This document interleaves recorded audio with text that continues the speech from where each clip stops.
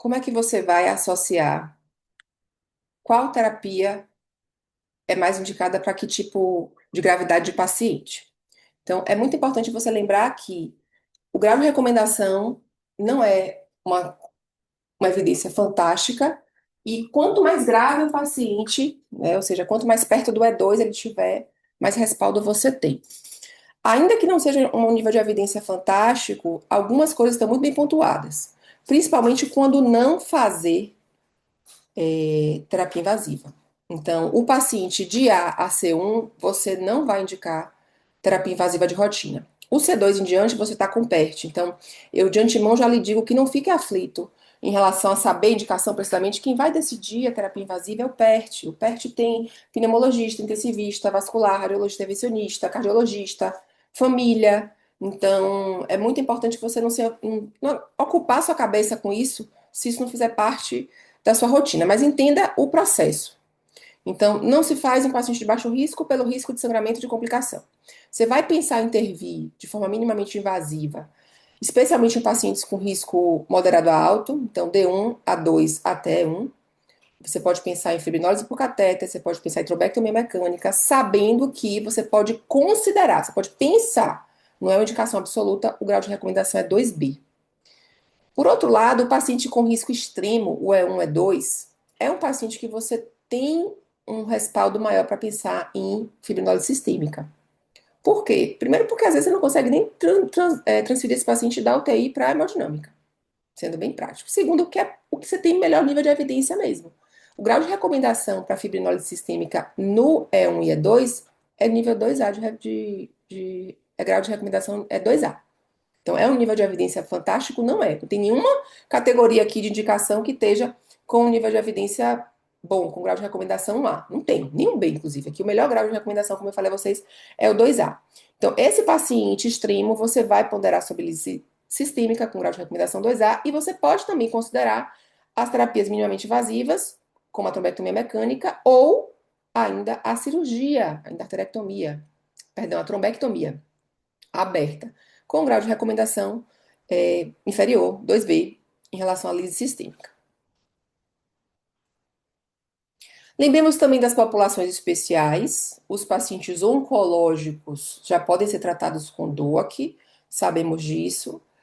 Varfarina não performa bem para câncer, também é outra lembrança, ressaltando que se o paciente tem tumor gastrointestinal, geniturinário intacto, o paciente tem gastrite, esofagite, colite, lesão de mucosa, é um paciente que preferencialmente nesse momento é tratado com heparina, ao invés de DOAC. Os obesos também, a gente tem um pouquinho mais de respaldo para usar DOAC para obesos, mas lembrem que acima de 150 quilos ou IMCs extremos, o nível de evidência também não é nada importante, mas até acima de 120 quilos, 120, 150, a gente já consegue se apoiar em algumas diretrizes.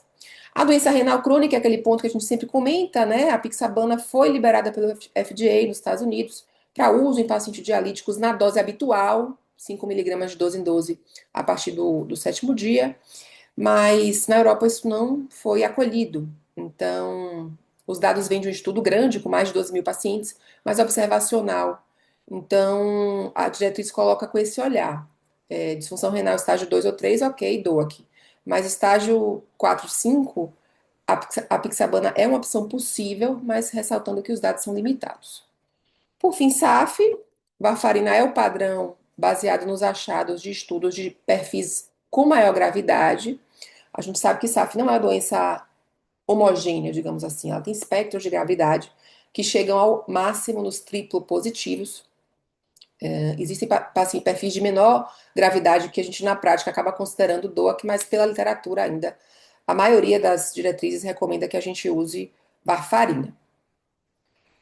A diretriz toca no quesito duração de tratamento, mas eu vou deixar isso aqui para vocês avaliarem o conteúdo do módulo 2 da plataforma. Porque para mim não é um slide que vai definir isso de uma maneira tão pragmática, não. A gente tem um módulo dedicado à extensão de terapia anticoagulante, quem fazer, quem não fazer. Lembrando que quem define isso aqui é o risco de sangramento, como primeiro ponto. Em segundo, o gatilho associado aos fatores de risco persistentes, para definir quanto tempo o paciente vai ser anticoagulado. Um ponto importantíssimo que a diretriz traz, e aí eu vou chamar um pouco a atenção dos vasculares, dos clínicos, dos não pneumologistas e não cardiologistas, é para esse olhar. Isso acontece comigo no SUS. Então, você tem um paciente que teve um TEP, você deu alta, esse paciente não pode voltar daqui a 2 meses. Agende um retorno breve, em torno de uma semana, sabe para quê? Para você ver se o paciente entendeu, para você ver se ele está conseguindo fazer tudo direitinho, se ele está usando a rivaroxabana com alimento, se ele está obedecendo os horários da dose. A confusão do paciente é muito frequente, a própria confusão dos médicos. A gente recebe, todo mundo que está aqui já viu algum caso de um colega que prescreveu rivaroxabana 20 miligramas de 12 em 12, porque você trabalhou, não fez por mal, mas enfim. Faça essa checagem aqui em torno de uma semana, para ver se o paciente sangrou, ver se está fazendo tudo certinho. Mas aqui, a partir do terceiro mês de anticoagulação plena, quando você for avaliar se vai estender ou se vai suspender, você precisa estar atento para se seu paciente tem dispneia aos esforços, se esse paciente tem limitação funcional. Porque se ele tiver, é sua obrigação como médico pedir um ecocardiograma e pedir uma cintilografia de ventilação perfusão. Nesse ponto aqui, a cintilografia ela é mais sensível que a tomografia para detectar hipertensão pulmonar, o TEP crônico, né, que agora é chamado de doença trombembólica crônica. Então, se você encontra uma hipertensão pulmonar, uma PSAP alterada, o ventrículo direito em sofrimento, você tem que encaminhar esse paciente para um centro especializado.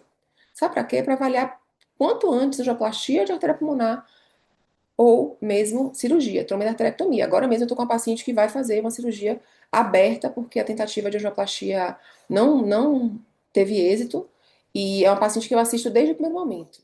Então, esse olhar precoce para você pegar é muito importante para você não fritar o ventrículo direito do seu paciente.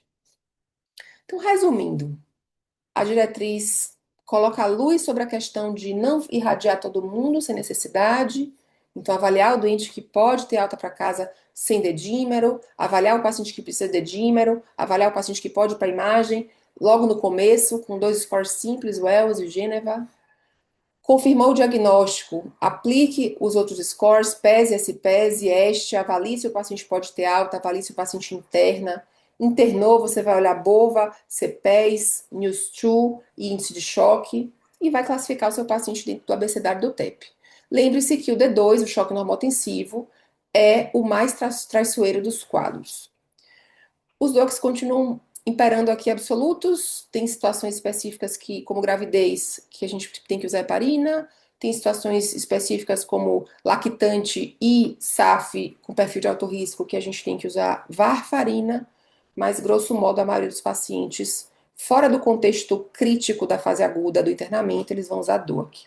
E não é só dar alta para o paciente vivo e acabou-se.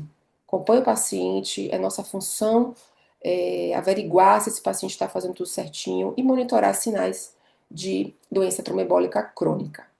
Lembrando que a duração da anticoagulação vai ser guiada pelo fator desencadeante do primeiro evento e pelos fatores persistentes que o paciente tiver ao fim aí de 3 a 6 meses de anticoagulação.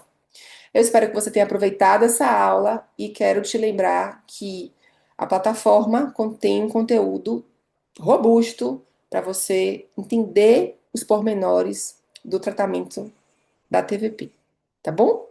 Até a próxima. Manda seus comentários, manda as dúvidas e sigamos juntos.